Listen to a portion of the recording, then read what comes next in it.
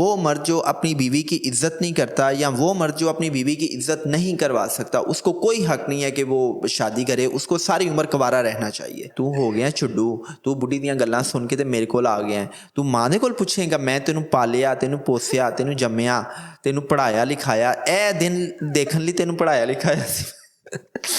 अज आ लैंदे मेरे पुत्तर नू, तेरा चूंडा ना पटवाया तो मेरा नाम बदल दे। जब नई नई शादी होती है तो वो जो एक टॉक्सिक किस्म की सास है ना, वो भी बहू से कह रही होती है नी नवा नवा ब्याह होया, कोई सुरही शुरही ला, ठीक है, कोई तैयार श्यार हो ना, मतलब इस किस्म की बात हमें सुनने को मिलती है। मैं ते सारी उम्र काम करती रही, मैं ते 8-8 बच्चे पाले, ठीक है, मेरी सस से मैनू इन्ना जुल्म करती सी, रोटी भी मैनू गिन के देंदी सी, ते तू ते मजे कर रही है। हम कहते हैं ना कि ये मर्दों का मुआशरा है, मर्द औरत पे बड़ा जुल्म करता है। मैं कहता हूँ कि मर्द औरत पे इतना जुल्म नहीं करता जितनी एक औरत औरत पे जुल्म करती है। एक औरत दूसरी औरत का घर उजाड़ने में पूरा रोल प्ले करती है। बहुत से मर्द जो है वो अपनी बीवियों को फैंटी लगाते हैं, फिजिकली अब्यूज़ करते हैं, सिर्फ और सिर्फ माँ के कहने पे, बहन के कहने पे, कि माँ ने एक पेंडोरा बॉक्स खोला, शिकायत का अंबार लगा दिया कि तेरी बीवी ने ये किया वो किया। कई नंदों को तो मैंने ये कहते हुए सुना है कि तेरा घर जो है ना वो मेरी मर्जी से बसेगा, मैं चाहूँगी तो तुम अपना घर बसा सकोगी, तेरे घर बसने के लिए ज़रूरी है कि तुम मेरी ताबे फरमानी करो। ये जो औरतें शादी के बाद मासी बन जाती हैं ना, इस वजह से मर्द जो है ना वो कहते हैं कि यार मैं घर आता हूँ तो मुझे ना एक मेड नज़र आती है। औरतें पर्सनल ग्रूमिंग पर फोकस नहीं करती, नहाती नहीं है कई कई दिन, उनको तौफीक नहीं होती कि वो कोई क्रिस्पी आयरन सूट पहन लें। औरतें जब किसी शादी पे जाना होता है तो 4 घंटे लगा के मेकअप करेंगी, केकी मेकअप करेंगी, और मर्द भी पहचान नहीं रहा होता कि यार ये मेरी ही बीवी है राइट, लेकिन घर में वो गंदी रहेंगी। बहुत से हम केसेस देखते हैं कि जिसमें एक शोहर शादीशुदा है, उसके बच्चे हैं, और वो क्या कर रहा है कि उसने 4 जगहों पे अफेयर चलाए हुए हैं, या उसका जहां पे बस चलता है वो वहां पे प्यार की पिंगे बढ़ाना शुरू कर। बहुत से मर्द जो है ना वो अपनी बीवी से कहते हैं कि यार ये ज़रा मोबाइल देना, और बीवी अगर अवॉइड कर रही है मोबाइल देने से और वो ये कह रही है कि जी ये मेरी पर्सनल स्पेस पे अटैक है, और भाई खुदा का नाम है, मियाँ बीवी में कोई पर्सनल स्पेस नहीं होती। बहुत सी औरतें सिर्फ इस वजह से एक्स्ट्रा मैरिटल अफेयर्स की तरफ जाती हैं कि जब उनको पता चलता है ना कि मेरा हामन बाहर मुंह मार रहा है, हामन जो है वो मेलाफाइड प्रैक्टिसेस कर रहा है, मुझसे बेवफाई कर रहा है, तो वो इंतकामी जज्बा रखती हैं।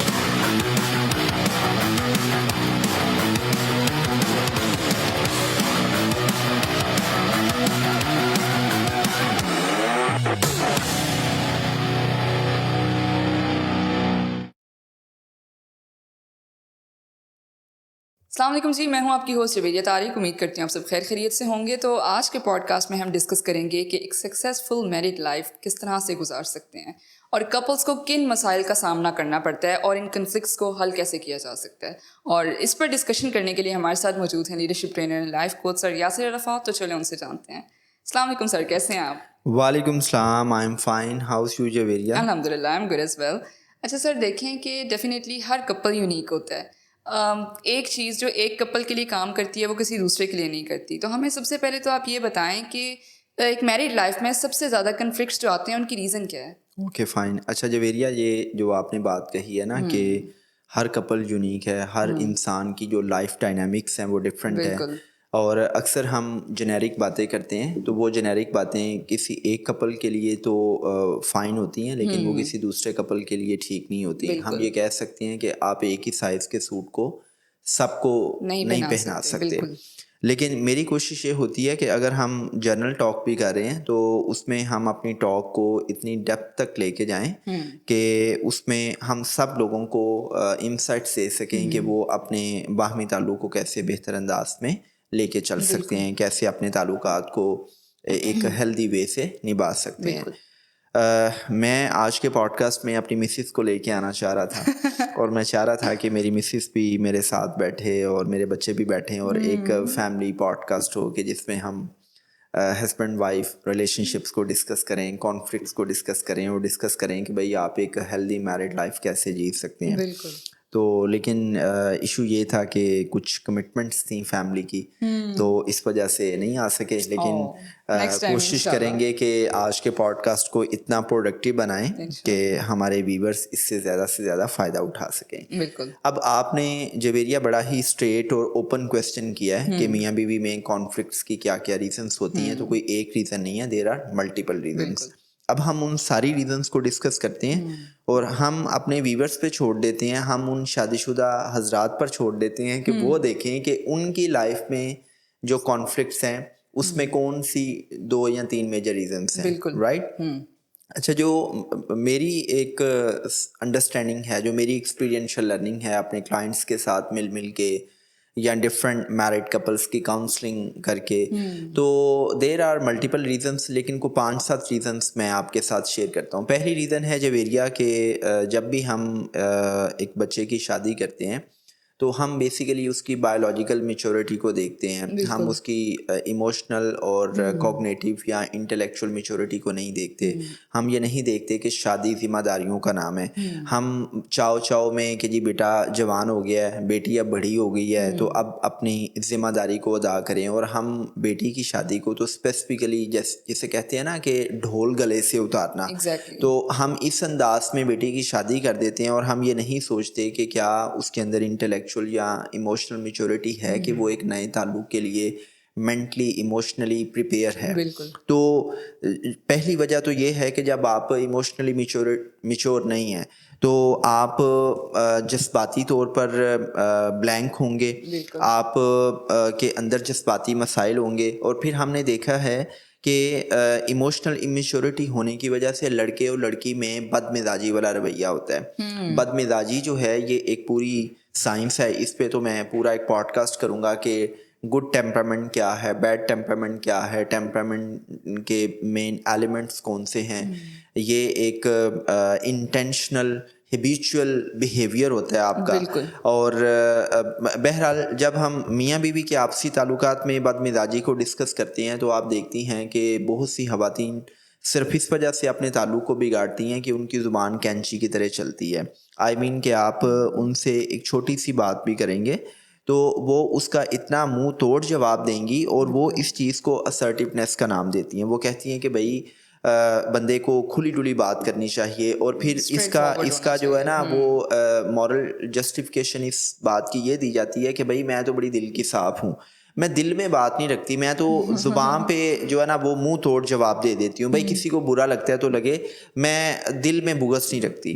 तो ये जो आपकी बदमिजाजी होती है ये ताल्लुक़ को बड़ा ख़राब करती है। इस तरह हमने मर्दों में देखा है कि बहुत से मर्द नफ्सियाती तौर पर सेहतमंद नहीं होते, उनकी जो साइकोलॉजिकल हेल्थ है वो ठीक नहीं होती। वो क्या करते हैं, वो बॉस का गुस्सा घर में ले आते हैं। बहुत से मर्द ऐसे हैं कि जिनमें एक शक्की मिजाज होता है, जो बीवी पे शक करते रहते हैं। फॉर एग्जांपल के बीवी ने किसी से कॉल पे बात की है तो वो अपनी इनसिक्योरिटीज़ की बुनियाद पे जहन ही जहन में ये खिचड़ी पकाते रहेंगे कि अच्छा पता नहीं ये किससे बात कर रही है, इससे उसकी क्या बात हुई होगी।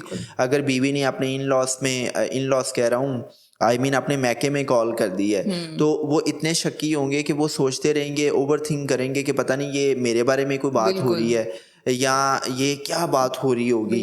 तो ये जो शक्की मिजाज होता है, ये रवैया, ये आपके ताल्लुक को ख़राब करता है। बिल्कुल। तो इट मीन्स कि जब आप में इंटेलेक्चुअल मैच्योरिटी नहीं है, आपके अंदर इमोशनल मैच्योरिटी नहीं है, तो ये शक्की मिजाज का जो रवैया है ये भी होगा, बदमिजाजी होगी। तो बदमिजाजी जो है ये एक पहला फैक्टर है कॉन्फ्लिक्ट्स को क्रिएट करने में।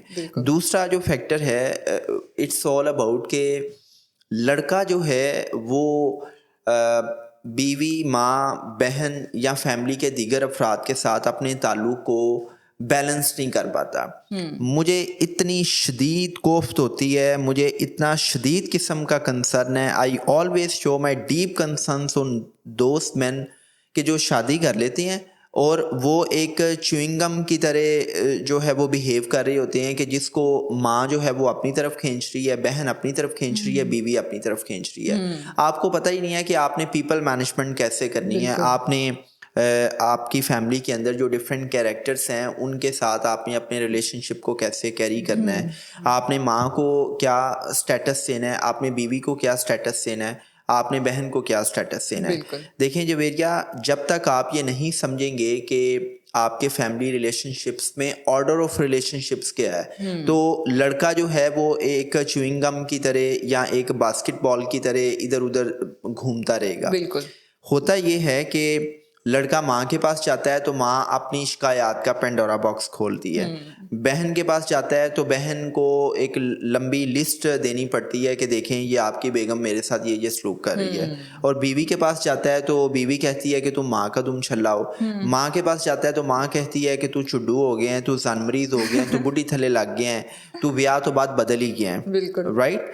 तो जब इस किस्म की सिचुएशन डेवलप होती है तो ये चीज़ जो है वो कॉन्फ्लिक्ट्स को जन्म देती है। और बड़ी माजरत के साथ मैं ये बात बड़ी कैटेगोरिकली कर रहा हूँ कि मैं कहता हूँ कि पेट्रियार्कल सोसाइटी में जो हम कहते हैं ना कि ये मर्दों का मुआशरा है, मर्द औरत पे बड़ा जुल्म करता है। मैं कहता हूँ कि मर्द औरत पे इतना जुल्म नहीं करता जितनी एक औरत औरत पे जुल्म करती है। बिल्कुल, ये बात एक सच औरत दूसरी औरत का घर उजाड़ने में पूरा रोल प्ले करती है। और इसमें ये जो नंद और सास का कैरेक्टर है ये बड़ा टॉक्सिक है, मोस्टली बहुत टॉक्सिक है। और एक सास अपनी बहू को उसी तरह ट्रीट करना चाहती है जिस तरह उसको ट्रीट किया गया। राइट। तो there are so many things, इसको हम मज़ीद डिस्कस कर सकते हैं, लेकिन इसका जो क्रक्स है वो यही है कि एक लड़के में इतनी मैच्योरिटी होनी चाहिए कि अगर उसने शादी की है तो वो अपनी बीवी के लिए स्टैंड ले सके। देखें, जब एक औरत अपना घर पर छोड़ के आती है तो यू कांट इमेजिन कि वो कितनी बड़ी कुर्बानी देती है। मैं पिछले दिनों अपनी बीवी के साथ ही बैठ के डिस्कस कर रहा था। मैंने उसको कहा, मैंने कहा यार ये मतलब कितना मुश्किल काम है ना कि आप अपना घर बार छोड़ें, सब फैमिली मेम्बर्स को छोड़ के आप एक नए घर में आते हैं, नए घर में नए लोगों के साथ मिलते हैं, उनके मिजाज डिफरेंट हैं, उनकी आदत डिफरेंट है, आपने उस माहौल में एडजस्ट करना है और सब लोग आपसे बहुत ज़्यादा हाई किस्म की एक्सपेक्टेशंस लगाए बैठे होते हैं। और मैं ये कह रहा था कि यार अगर एक मर्द को ये काम करना पड़े कि जी तुमने किसी घर में जाके एडजस्ट होना है, या एटलीस्ट अगर मुझे कोई ये कहे तो मैं तो 1 घंटा नहीं वहाँ पे गुजार सकता। मर्द उठ के खुद पानी ना पिए तो हाँ, मतलब ये है ना कि इट्स क्वाइट डिफिकल्ट कि एक औरत अपनी सारी उम्र कुछ लोगों के साथ गुजारती है, वो उन लोगों को छोड़ के एक नए घर में आती है और नए घर में उस औरत को इज्जत नहीं दी जाती। तो मैं ये बात बड़ी कैटेगोरिकली कर रहा हूँ कि वो मर्द जो अपनी बीवी की इज्जत नहीं करता या वो मर्द जो अपनी बीवी की इज्जत नहीं करवा सकता, उसको कोई हक नहीं है कि वो शादी करे, उसको सारी उम्र कुंवारा रहना चाहिए। मतलब ये जब मैं इस किस्म के केसेस सुनता हूँ ना तो बहुत से मर्द जो है वो अपनी बीवियों को फैंटी लगाते हैं, फिजिकली अब्यूज़ करते हैं, सिर्फ और सिर्फ माँ के कहने पे, बहन के कहने पे, कि माँ ने एक पेंडोरा बॉक्स खोला, शिकायत का अंबार लगा दिया कि तेरी बीवी ने ये किया वो किया, तेरी बीवी ने मुझे टाइम पर खाना नहीं दिया, इसने मुझे चाय में चीनी ज़्यादा डाल दी, इसने ये कर दिया, इसने बदजुबानी की। ओ भाई ये तो पूछो ना माँ से कि उसने बदजुबानी क्यों की। कुछ औरतें होती बदजुबान है, इसमें कोई शक नहीं, लेकिन मोस्टली केसेस में हमने ये देखा है कि औरत को बदजुबानी करने पे मजबूर किया जाता है। उसको आप जब इंस्टिगेट करते हैं, उसको जब आप प्रोवोकेट करते हैं तो ऑब्वियसली उसके अंदर इश्तियाल पैदा होता है और इश्तियाल में आके कोई भी इंसान फिर लिहाज नहीं रखता। तो जब आप प्लॉटिंग करते हैं, जब आप साजिशें करते हैं, जब आप दूसरे शख्स को लेट डाउन करते हैं, और कई मैंने सासों को, कई नंदों को तो मैंने ये कहते हुए सुना है कि तेरा घर जो है ना वो मेरी मर्जी से बसेगा, मैं चाहूँगी तो तुम अपना घर बसा सकोगी, तेरे घर बसने के लिए ज़रूरी है कि तुम मेरी ताबे फरमानी करो, तुम मेरी ताबेदारी करो। तो ये कई सासें जो हैं वो बड़े ये तफाखुर से, बड़े प्राउड वे से कहती हैं कि मैं जब चाहूँ ना तो उंगली पकड़ के तुझे इस घर से निकलवा दूँ। और ये स्टेटमेंट बड़ी कॉमन है कि अज आ लैंदे मेरे पुत्र नूं, तेरा चूंडा ना पटवाया तो मेरा नाम बदल दे।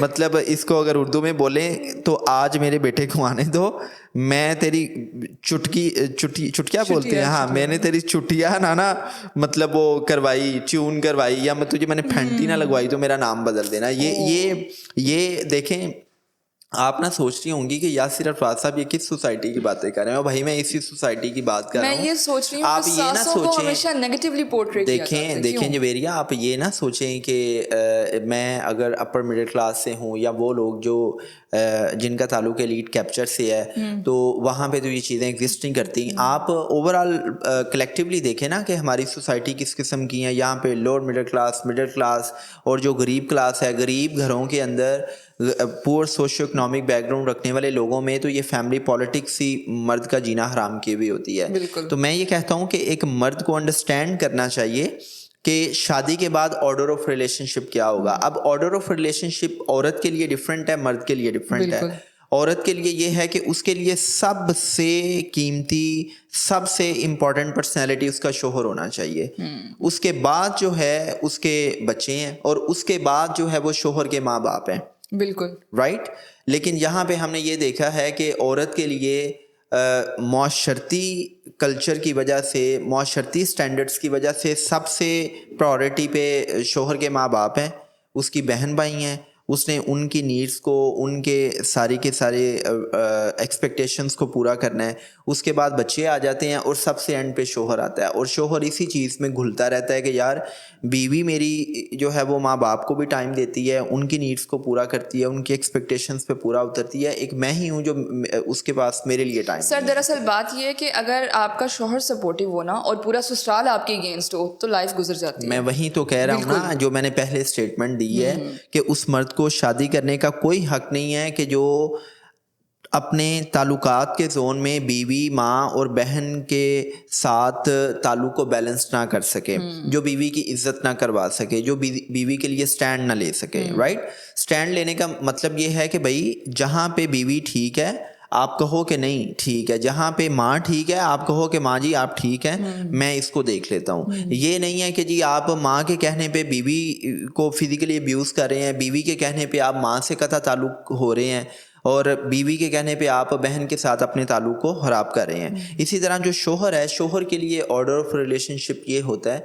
कि उसके लिए सबसे इम्पॉर्टेंट जो है वो उसके माँ बाप हैं, उसके बाद उसकी बीवी है, उसके बाद उसके बच्चे हैं, और बहन भाई सबसे आखिर पर। तो जब आप ऑर्डर ऑफ रिलेशनशिप को अंडरस्टैंड करते हैं तो फिर आपके लिए आसान होता है कि आप ताल्लुक को निभा सकें। अच्छा, इसकी तीसरी रीज़न मैं बताने लगा हूँ, अगर आप मुझे इजाज़त दें। बड़ी ख़तरनाक रीज़न है, और वो ख़तरनाक रीज़न मौजूदा दौर में बढ़ती ही जा रही है। वो खतरनाक रीज़न है जवेरिया इनफिडिलिटी, बेवफाई, डिसलॉयल्टी। आप शादी कर चुके हैं, लेकिन शादी करने के बावजूद आपका जो ठरकपन है वो ख़त्म नहीं हो रहा, आप एक्स्ट्रा मैरिटल अफेयर्स चला रहे हैं। क्या रीज़न? अच्छा, ये दोनों साइड से है। मैं ये नहीं कह रहा कि ये सिर्फ मर्दी जो है वो एक्स्ट्रा मैरिटल अफेयर्स चलाते हैं, ये आजकल औरतें भी चला रही हैं। बिल्कुल। बहुत सी ऐसी हमें केसेस सुनने को मिलते हैं कि एक औरत है जिसकी उम्र 40 साल है, 45 साल है, जिसके बच्चे हैं, लेकिन वो अपने शोहर से बेवफाई कर रही है। बहुत से हम केसेस देखते हैं कि जिसमें एक शोहर शादीशुदा है, उसके बच्चे हैं, और वो क्या कर रहा है कि उसने 4 जगहों पे अफेयर चलाए हुए हैं, या उसका जहां पे बस चलता है वो वहां पे प्यार की पिंगे बढ़ाना शुरू कर देता है। इसकी रीज़न क्या है? देखो जवेरिया, इसकी एक रीज़न नहीं है। इसकी पहली रीज़न है कि उस इंसान की तरबियत ही ठीक नहीं हुई। जब हम किसी में बुराई देखते हैं ना, तो हम कहते हैं ना कि बंदे की तरबियत ही नहीं ठीक हुई, या इहदे माँ प्यो ने इसकी तरबियत नहीं ठीक की थी। तो पहली चीज़ तो ये है कि ये तरबियत का फुकदान होता है कि आपको अंडरस्टैंडिंग नहीं होती कि यार मैं एक नए ताल्लुक़ में हूँ, और उस ताल्लुक़ में वफ़ा जो है वो कितनी इम्पॉर्टेंट चीज़ है। दूसरा इसमें ये होता है कि बड़ी मासरत के साथ ख़वातीन माइंड कर देंगी कि ये जो औरतें शादी के बाद मासी बन जाती हैं ना, इस वजह से मर्द जो है ना वो कहते हैं कि यार मैं घर आता हूँ तो मुझे ना एक मेड नज़र आती है, और मतलब औरतें पर्सनल ग्रूमिंग पर फोकस नहीं करती, नहाती नहीं है कई कई दिन, उनको तो फीक नहीं होती कि वो कोई क्रिस्पी आयरन सूट पहन लें, शोहर के लिए कोई लिपस्टिक लगा लें, कोई लिप ग्लॉस लगा लें, कोई फेस पाउडर लगा लें। मतलब ये है कि मैं ये नहीं कह रहा कि रोज़ जब शोहर घर आए तो आपने 19 तोपों की इस्लामी के साथ आपने जो है वो ब्राइडल ड्रेस पहनना है। नहीं, मेरी बात सुने ना, देखें जी जी मर्द औरत से बहुत कुछ एक्सपेक्ट करते हैं, वो घर भी चलाए, वो उसके लिए तैयार भी हो। अगर औरत बदले में मर्द से क्या एक्सपेक्ट कर सकती है? फिर मर्द क्यों नहीं उनकी एक्सपेक्टेशंस पे पूरा होता है? मैं उसी पे आता हूँ। देखिए क्योंकि आप अभी इस टाइम एक औरत के सामने बैठ के बात कर रहे नहीं हैं। आप औरत के सामने बैठ के बात कर रहा हूँ मैं, तो आपको ये पता है ना कि आप यासिर अरफात के सामने बैठी हुई हैं और मैं हमेशा बड़ी रैशनल और प्रैग्मेटिक बिल्कुल अप्रोच के साथ बात इसीलिए मैंने करता आपके हूँ। सामने क्वेश्चन रखे कि मुझे जवाब हाँ चाहिए इस मतलब बात मैं ये नहीं करता कि जी मैं वन साइडेड बात करूं। मैं Exactly. हमेशा जो फ्लिप साइड है मैं वो भी डिस्कस करता हूँ। Exactly. और मैं तो बड़ा प्रोपोनेंट हूँ वुमेन राइट्स का। I always great proponent of women empowerment and emancipation.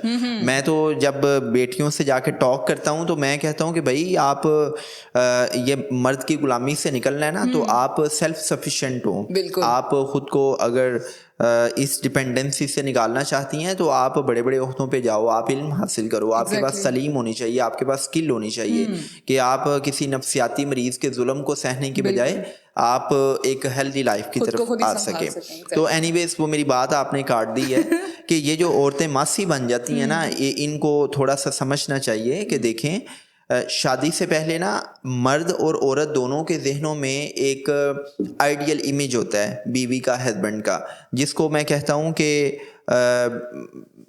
Idealistic imaginary image के एक तसव्वुराती ऐसी शख्सियत आपके जहन में होती है कि आप कहते हैं कि यार मेरी बीवी ऐसे दिखेगी, मेरा शोहर ऐसे दिखेगा। अब वो बीवी के बारे में तसव्वुराती इमेज ये होता है कि उसके तीखे नैनक्श हैं, उसका गोरा रंग है, चूँकि हमारे एशियंस के अंदर जो बहुत बड़ा कॉम्प्लेक्स है वो गोरे रंग का है बिल्कुल। कि यहाँ पे पाकिस्तानी हर साल अरबों रुपए की वाइटनिंग क्रीम्स यूज़ करते हैं। अब तो हेयर वाइटनिंग इंजेक्शंस भी आ गए हैं। Exactly. और फिर आपका जो एक आइडियल इमेज होता है कि जी बीवी होगी तीखे नैनक्श वाली, स्लिम स्मार्ट होगी, हॉलीवुड बॉलीवुड की मूवीज़ देख के आप कहते हैं कि बीवी जो है ना वो बड़ी स्लिम स्मार्ट हो और उसका जो है ना वो ऐसा फिगर हो। अच्छा, जो लड़कियां ना वो उन्होंने एक इमेजिनरी आइडियलिस्टिक इमेज ये पाला हुआ होता है कि मेरा हामन बड़ा हैंडसम सा होगा और सूटेड बूटेड होगा, साफ सुथरा, वो घर आएगा, ब्रीफकेस उसने पकड़ा होगा, मैं उसका कोट उतारूंगी, वो मुझे बाहर ले जाएगा खाने पे, हम किसी अच्छे से रेस्टोरेंट जाएंगे और किसी अच्छे से कैफ़े में बैठ के हम स्टेक खा रहे होंगे। बिल्कुल। या मतलब ये है कि एक फिजिकल अपीयरेंस के हवाले से आपका एक इमेज होता है। Exactly. अच्छा, जब नई नई शादी होती है ना तो नई नई शादी में आप देखते हैं कि लड़कियां भी ना बंसवरी होती हैं। इवन जब नई नई शादी होती है तो वो जो एक टॉक्सिक किस्म की सास है ना वो भी बहू से कह रही होती है नहीं नवा नवा ब्याह होया है, कोई सुरही सुरही ला, ठीक है, कोई तैयार श्यार हो ना, मतलब इस किस्म की बात हमें सुनने को मिलती है। लेकिन जो ही 7 दिन गुजरते हैं ना शादी के, तो वहीं सास ये कहती है कि किन्ने दिन तू कमरे 'च बड़े रहना है, बाहर निकल के कम शम भी करो। ठीक है, मतलब सारी उम्र मैं ते नहीं करते रहना, मैं ते सारी उम्र काम करती रही, मैं ते 8-8 बच्चे पाले, ठीक है, मेरी सस ते मैनू इन्ना जुल्म करती सी, रोटी भी मैनू गिन के देंदी सी, ते तू ते मजे कर रही है ए किचन सांभो। मतलब ये मैंने सर कितने फ्लो से आप बोल गए सासों के। ठीक है। अच्छा, मेरे पास इस तरह के केसेस आते हैं ना तो मुझे पता है कि किस तरह की गॉसिप्स हो रही होती हैं। जो एक मीडियोकर फैमिलीज हैं उनकी जो गॉसिप्स हैं ना वो यही होती हैं कि इनू 7 दिन हो गए ने, 8 दिन हो गए ने, शादी हुई हुई ये कमरे चों नहीं निकल रही, इनू कड्डो बाहर कमरे चों, ए कम किन्ने संभाल लेने। अच्छा, वो औरत के लिए फिर ऑब्वियसली ये एक बहुत बड़ा चैलेंज होता है। वो शोहर भी इसमें पिस रहा होता है चूँकि माँ बेटे पर दबाव डाल रही होती है कि इसके चौंचले बंद करो और इसको किचन में लेके आओ, ये घर संभाले। अब वो शोहर बीवी का तरला मारता है कि यार ये काम शाम तो। अच्छा, वो बीवी ये कहती है कि शादी से पहले तो आपने कहा था कि मैं तुझसे काम नहीं करवाऊंगा, मैं तुझे रानी बना के रखूंगा, तो मेरी मलका रानियाँ होगी, तो यहाँ पे मलका रानियाँ की तो तुमने मुझे मेड बना दी है, रानी बना दी। ठीक है। दूसरी तो वो अब सीन ये हो गया कि वो जब वो किचन के काम करती है ना, सारा दिन उसने किचन के काम करने हैं, उसने सबकी एक्सपेक्टेशंस पे पूरा उतरने की कोशिश करनी है और इस सारे चक्कर में वो अपनी पर्सनल ग्रूमिंग को भूल जाती है। मर्द जब ये देखता है ना कि यार शादी से पहले तो मेरे जहन में एक ऐसा इमेज था कि बड़ी प्यारी सी पेटी सी लड़की होएगी और जो बने सबरे की, जिसके साथ बैठ के मैं मन की बातें करूँगा, रोमांस करूँगा, ये तो बहन जी बनी हुई है, ये तो मासी बनी हुई है, तो वो क्या करता है उसका ना दिल चार्ट होना शुरू हो जाता है। और औरतें यहाँ पे देखें इस्लाम में क्यों कहा गया, इस्लाम में जो औरत को हुक्म है कि औरत अपने मर्द के लिए बने सबरे, जब वो घर आए तो वो घर आके वो देखे कि उसकी औरत उसके लिए बनी सब्री है। यहाँ पे उल्ट मामला है, एक तो वो पर्सनल ग्रूमिंग नहीं करती, बहन जी बनी हुई है, बिल्कुल। ऊपर से उसने आते ही ना सर पे पट्टी बांध लेनी है। ये पाकिस्तानी सोसाइटी में सर पे पट्टी बांधना बड़ा कॉमन है कि उसने सर पे पट्टी बांध लेनी है, मर्द ने पूछना है क्या हुआ है, जाके अपनी माँ ਨੂੰ पूछ, ठीक है, तू तो माँ ਦਾ दुम ਛੱਲਾ ਬਣਿਆ ਹੋਇਆ ਹੈ, ਉਹਦੇ ਕੋਲ ਪੁੱਛ। ਅੱਛਾ ਮਾਂ ਦੇ ਕੋਲ ਜਾਂਦਾ ਹੈ, ਤੂੰ ਹੋ ਗਿਆ ਛੁੱਡੂ, ਤੂੰ ਬੁੱਢੀ ਦੀਆਂ ਗੱਲਾਂ ਸੁਣ ਕੇ ਤੇ ਮੇਰੇ ਕੋਲ ਆ ਗਿਆ, ਤੂੰ ਮਾਂ ਦੇ ਕੋਲ ਪੁੱਛੇਗਾ ਮੈਂ ਤੈਨੂੰ ਪਾਲਿਆ, ਤੈਨੂੰ ਪੋਸਿਆ, ਤੈਨੂੰ ਜੰਮਿਆ, ਤੈਨੂੰ ਪੜਾਇਆ ਲਿਖਾਇਆ, ਇਹ ਦਿਨ ਦੇਖਣ ਲਈ ਤੈਨੂੰ ਪੜਾਇਆ ਲਿਖਾਇਆ ਸੀ। ठीक है। अच्छा वो माँ की सुनता है, अच्छा वो बहन के पास चला जाता है कि यार ये बताओ क्या सीन हुआ है, ठीक है, वो अपना एक अलग पेंडोरा बॉक्स लेके बैठ जाती है कि भाई आप तो बदल गए हैं, ठीक है, आप तो पहले मेरे लिए आइसक्रीम लेके आते थे, अब तो आप बीवी के लिए लेके आते हैं, ठीक है जी। अच्छा वो इसमें ना पिस रहा होता है। अच्छा जब वो देखता है ना कि शादी मैंने की थी हैप्पीनेस के लिए, तो घर में मैं आता हूँ तो रोज़ ही लड़ाई झगड़े शुरू होते हैं। घर में आता हूँ तो बीवी यहाँ तो वो लिस्ट पकड़ा देती है कि मुन्ने के पैम्पर लेके आने वाले हैं, दूध ख़त्म हुआ हुआ है, ठीक है, चीनी पत्ती खत्म हुई हुई है, चूँकि फाइनेंसिस भी बहुत बड़ा इशू है ना। Exactly. तो वो घर आता है आराम सुकून के लिए। देखें जो घर है ना, घर मकान से घर उस वक्त बनता है कि जब मकान के मकीन आपस में बॉन्डिंग के साथ रहते हैं। एग्जैक्टली। जब उनमें बॉन्डिंग नहीं है, जब उनमें लड़ाई झगड़े हैं, तो वो मर्द को सुकून नहीं मिलता। मैंने पिछले पॉडकास्ट में जिक्र किया था कि बहुत से मर्द रात 12-1 बजे इसलिए आते हैं कि वो कहते हैं कि ना माँ से वास्ता पड़े ना बीवी से वास्ता पड़े। वो आते हैं और उनके लिए उनका कमरा जो है ना वो एक रेस्ट रूम की एक गेस्ट रूम की तरह होता है कि आप एक गेस्ट हाउस में जाते हैं, रात गुजारते हैं, सुबह आप ब्रेकफास्ट करते हैं और आप ऑफिस चले जाते हैं, राइट। तो मर्द कहता है कि यार मैंने शादी की थी खुशी के लिए, अब ये जो खुशी है ना वो खुशी वो बाहर तलाश करता है, वो बाहर में मुआशके लगाता है, बाहर चूँकि जब आप देखें किसी के साथ भी अफेयर शुरू करते हैं ना तो वहाँ पे आपकी ज़्यादा से ज़्यादा जिम्मेदारी ये होती है कि भाई आपने किसी लड़की के साथ डेटिंग की है, आपने खाया पिया है, आपने अपना दी बेस्ट उसके सामने प्रेजेंट किया है, आपने खुशबू लगाई है, आपने अच्छा लिबास पहना है, लड़की भी पूरा मेकअप करके 3 घंटे लगा के केकी मेकअप करके खुशबू लगा के आपके सामने आई है और वो बड़े सोफिस्टिकेटेड अंदाज से खा रही है, मीठी मीठी बातें कर रही है, आपके अंदर सेरोटोनिन डोपामिन प्रोड्यूस हो रहा है, आपको एक खुशी मिल रही है और आप कहते हैं कि यार ये खुशी मुझे रोज़ मिलनी चाहिए, या ये खुशी मुझे मिलती रहनी चाहिए। क्यों? क्योंकि वो खुशी आपको घर नहीं मिल रही। और फिर मर्द जो है वो क्या करता है, वो ये एक्स्ट्रा मैरिटल अफेयर्स चलाता है। अच्छा अब आते हैं औरतों की तरफ कि औरतें बेवफाई क्यों करती हैं, वो क्यों एक्स्ट्रा मैरिटल अफेयर्स की तरफ जाती है। जो मेरी अंडरस्टैंडिंग है, मैंने मोस्टली ख़वातीन को जो एनालाइज़ किया वो ये कहती हैं कि हमारा शोहर हमें टाइम ही नहीं देता, उसके पास माँ के लिए टाइम है, बच्चों के लिए टाइम है, हम मेरे लिए टाइम नहीं है। दूसरा ये है कि मेरी बात ही नहीं सुनी जाती, वो मेरी बात ही नहीं सुनता, मैं उससे बात करना चाहती हूँ वो मेरी बात को इग्नोर कर देता है, वो मुझे कानों से तो सुनता है लेकिन दिल से नहीं सुनता, राइट। अच्छा जब एक औरत को नहीं सुना जाता, जब आप उसकी बात को एक्नॉलेज नहीं करते, जब आप उसको घर में इज्जत नहीं देते, जब आप उसके राइट्स के लिए स्टैंड नहीं लेते, तो वो औरत इमोशनली स्टार्व हो जाती है, उसके अंदर एक जज्बाती भूखापन पैदा होता है। क्योंकि देखें जवेरिया, मैं लास्ट टाइम भी ये कहा था कि किसी भी इंसान की जो बुनियादी ज़रूरियात हैं वो अपनी जगह पे अहम है, लेकिन जो उसकी इमोशनल नीड्स हैं अगर आप उसको इग्नोर करेंगे तो आपकी लाइफ में बड़े क्राइसिस आएंगे। जब एक औरत की इमोशनल नीड्स पूरी नहीं होती तो वो औरत फिर एक्स्ट्रा मैरिटल अफेयर्स की तरफ जाती है।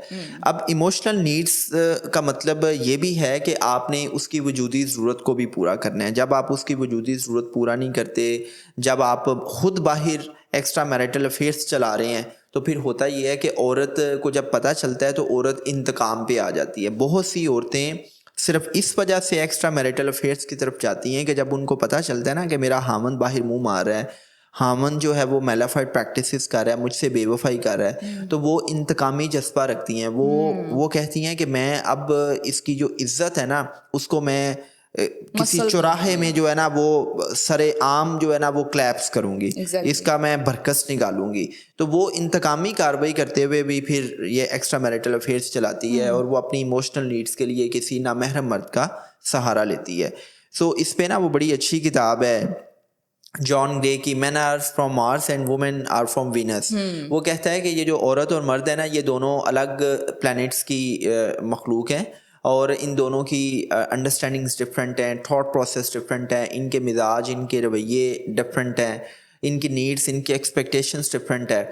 तो सुनने सुनाने के हवाले से वो ये कहता है कि भाई आप औरत की बात ज़रूर सुना किया करो। मतलब जब भी एक औरत आपसे कोई मसला डिस्कस करती है ना, तो वो आपसे उस मसले का सलूशन नहीं मांग रही होती, वो जस्ट अपना कैथारसिस करना चाह रही होती है। Exactly. और साइकोलॉजिस्ट ये कहते हैं कि एक औरत 24 घंटे से ज़्यादा अपने मन के अंदर कोई बात नहीं रख सकती। जो हम कहते हैं ना कि औरतें चुगली खाता बोध करती हैं, डेटा ट्रांसफ़र करती हैं, ये बीबीसी बन जाती हैं, CNN बन जाती हैं। उसकी वजह ये है कि औरत की फितरत में है कि औरत हर सूरत में अपनी बात किसी को सुनाना चाहती है। जब वो अपने मर्द से कोई भी बात शेयर करती है तो वो उसका सलूशन नहीं चाह रही होती, वो जस्ट अपना कैथारसिस करना चाह रही होती है, वो उस इमोशनल टर्मोइल से निकलना चाह रही होती है। क्योंकि जब आप कोई भी बात किसी से कह देते हैं, शेयरिंग कर लेते हैं, तो आपके जज्बात जो है वो वेंट आउट हो जाते हैं और आपकी अकल टिकाने आ जाती कुछ है। औरतें फाइनेंसेस की वजह से भी तो ऐसे करती हैं। देखें, हाँ, ये एक फैक्टर है। वो मैंने जो कहा है ना कि बेसिक नीड्स, Exactly. कई औरतें क्या करती हैं कि जब शोहर बुनियादी ज़रूरियात पूरी नहीं करता, रोटी कपड़ा मकान,